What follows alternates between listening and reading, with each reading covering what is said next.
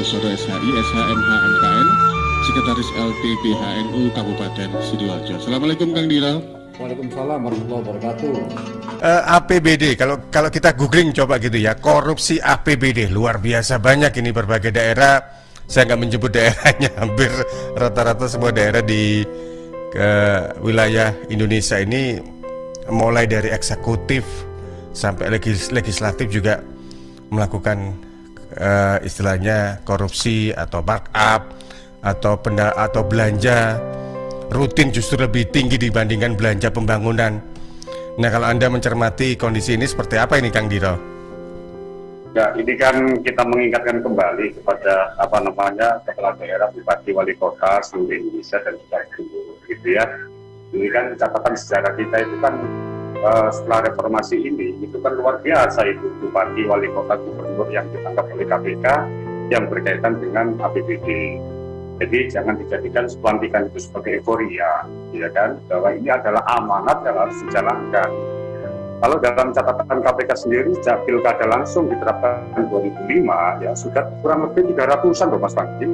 300 kepala daerah, luar biasa. Kepala daerah yang menjadi tersangka kasus korupsi ini, gitu ya. Jadi 124 diantaranya itu yang ditangkap oleh KPK, ya kan? Jadi ini laporan dari KPK sendiri tuh Mas. Jadi cukup luar biasa gitu, karena apa? Ya itu tadi dana PBD itu memang enak gitu, karena kan setelah reformasi ini kan transaksi politik juga luar biasa begitu. Jadi inilah yang memungkinkan adanya penyelewengan, ya kan, dan lain sebagainya, itu Mas Panji. Oke, baik. Dan kalau kita bicara soal uang, siapa sih yang nggak mau uang? Tapi uang itu kan otomatis yang barokah, yang halal itu kan lebih baik ya. Tapi di sisi lain kalau Anda melihat, kalau kita bicara tentang korupsi APBD, anggaran pendapatan dan belanja daerah, sebenarnya pos-pos mana sih yang lebih banyak istilahnya dimainkan begitu? Karena anggaran ini kan kita tahu bahwasannya peruntukannya juga jelas ya. Untuk anggaran ini untuk belanja rutin dan juga belanja pembangunan dan sebagainya begitu Kang Diro. Ya, kalau melihat pos-posnya, menurut saya itu lebih banyak kepada belanja operasi ya. Jadi diantaranya misalnya ya kan, termasuk juga belanja subsidi, hibah ya, bantuan sosial, pengadaan barang dan jasa ya.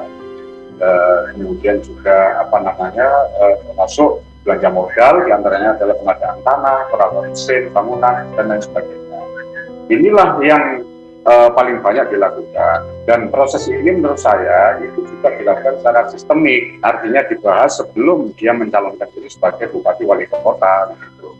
Jadi beberapa pengalaman saya menangani kasus tindak pidana korupsi yang melibatkan anggota DPRD dan bupati. Jadi pada saat dia mencalonkan diri menjadi bupati, dia sudah ada deal-deal tertentu, baik itu dengan buyer, donatur ya, atau kontraktor, termasuk juga partai politik itu sendiri begitu. Jadi misalnya partai politik itu sendiri membiayai kampanye, ya kan, kemudian ketika RAPBD pembahasannya itu sudah ada detail khusus. Jadi dan tidak hanya korupsi itu kan jenisnya banyak Mas ya. Jadi tidak hanya APBD saja gitu ya. Di antaranya adalah juga kayak pemerasan terhadap pejabat antar pegawai negeri ya, kemudian kayak gratifikasi ya kan, siapa yang ingin jadi kepala dinas, siapa yang jadi menempati pos-pos tertentu, misalnya kepala dinas pendidikan itu yang paling dicari, terutama yang paling dicari lagi itu adalah dinas PUPR gitu ya. Nah itulah yang digunakan sebagai alat-alat deal-deal politik begitu. Jadi transaksi jabatan itu dilakukan gitu, sebelum kampanye. Ketika kampanye dan menang itu baru mulai penataan. Tahun pertama itu biasanya sudah mulai, jadi termasuk ketika anggaran APBD didok begitu ya, sudah mau saya dok asalkan untuk jatah ketua, wakil ketua sekian ya kan, berapa M gitu kan, dan jatah anggota sekian puluh juta gitu. Dan itu dilakukan secara terus menerus dari tahun ke tahun gitu. biasanya pelaksanaannya itu rapatnya itu di pertengahan bulan gitu ya, kemudian menjelang Desember itu rapat APBD pengesahan itu baru. Dan setelah itu tahun berikutnya eksekusi pemberian uang teknisnya macam-macam gitu loh Mas. Iya, iya. Nah, jadi itulah apa namanya yang sudah menjadi kebiasaan pejabat beda ketika menjadi kepala daerah. Dan tentunya tidak semuanya begitu ya. Kalau semuanya mungkin negara ini kosong dari pemimpin ya, semuanya ditangkepin gitu ya. Tetapi paling tidak. Kalau semuanya, mohon maaf, ini pejabat daerahnya PLT semua ini, PJ PLT semua ini yang ada ini ya. Nah itulah. Jadi kita ini mengingatkan saja gitu ya bahwa undang-undang tipikor ini luar biasa loh, ya kan. Jadi ada perluasan alat bukti, ya kan. Jadi pelacakan, penyadapan, ya kan. Itu kita nggak bisa menghindar transaksi perbankan gitu ya. Menurutnya itu aman-aman saja.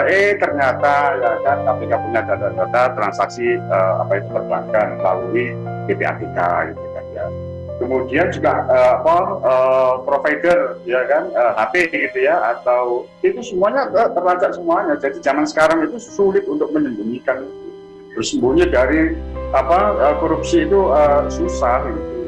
Jadi makanya saya berharap bupati yang ada di seluruh seluruh Jawa Timur ini, bupati wali kota ini harus betul amanah gitu ya, jangan sampai menyelewengkan dana-dana APBD, APBN dan juga dana-dana dari masyarakat gitu Mas.